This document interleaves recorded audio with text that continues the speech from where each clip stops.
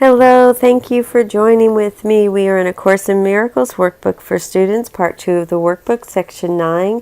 What is the second coming? Please read that section in its entirety or listen to the video.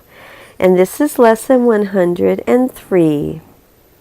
The Holy Christ is born in me today.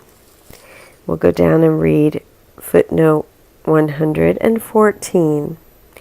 This lesson was dictated shortly before Christmas. It is dated December 22nd, 1970 in the Year Text.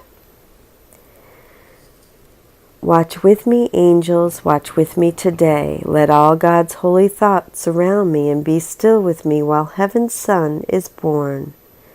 Let earthly sounds be quiet and the sights to which I am accustomed disappear. Let Christ be welcomed where he is at home, and let him hear the sounds he understands, and see but sights which show his Father's love. Footnote 115. This means let Christ be welcomed into the real world, where the sights and sounds reflect his heavenly home. The implication is that we allow Christ to be born in us when we see with true perception, and thus make our minds a welcoming home for him. Let him no longer be a stranger here, for he is born again in me today. Your Son is welcome, Father. He has come to save me from the evil self I made. He is the self that you have given me. He is but what I really am in truth. He is the Son you love above all things. He is myself as you created me. It is not Christ that can be crucified. Into your world let me receive your Son. And we'll go down and read footnote 116. Your world is the real world. See workbook lesson 301. Let me see your world instead of mine. And now I will read the commentary by Robert Perry and Alan Watson for lesson 303. And this is going to be about by Alan Watson. This is what it is all about, the birth of Christ in me. As I become still this morning, heaven's Son is being born in me. The evil self I made is passing away, and Christ is being born. What I have believed I am is not the truth. Christ is what I really am in truth. He is myself as you created me. Let me feel the wonder of it. Let me hear the rustle of angelic wings, watching with joy as I become aware of what is happening in me. Why does it seem so hard for us to connect with this truth of all this? To connect with the truth of all this. As you try to sense the reality of this Christ self as yourself, notice the thoughts that arise in opposition to it. Thoughts of guilt and unworthiness, mocking thoughts, thoughts of feeling foolish, thoughts of futility. These thoughts compromise the ego. They are the thoughts that form the evil self you made for yourself. They mean nothing. Let them go, dancing in the wind, and allow the awareness of your true grandeur as God's creation take their place. This noble, wondrous self you sometimes sense and perhaps sense now, this self of endless love, this universal beneficence, gentleness and kindness, this is you. Be safe in your arms and let me receive your Son. As our minds turn to the light in us and look for Christ, he is reborn in us. What we are doing in each mind and every moment that we allow the Holy Spirit to overshadow our minds is bringing Christ into this world, giving birth to the Holy Son of God in our midst. We are like Mary, saying, "Be it done to me according to your will." Now, if you'll please close your eyes, I will lead us into meditation. The Holy Christ is born in me today. Your Son is welcome, Father. He has come to save me from the evil self I made. He is the self that you have given me. He is but what I really am in truth. He is the Son you love above all things. He is myself as you created me. It is not Christ that can be crucified. Into your world let me receive your Son. The Holy Christ is born in me today.